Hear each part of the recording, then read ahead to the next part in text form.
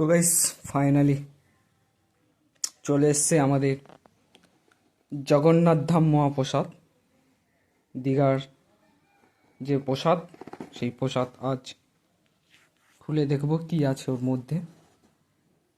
আর এটা আমাদের রেশন থেকে দিয়েছে, এবার দেখব কি আছে এর মধ্যে।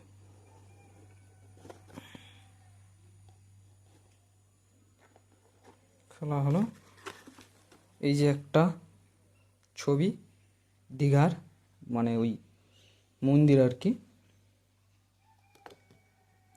আর এইদিকে বাংলার বদ্বীপ, আর এই যে প্রসাদ,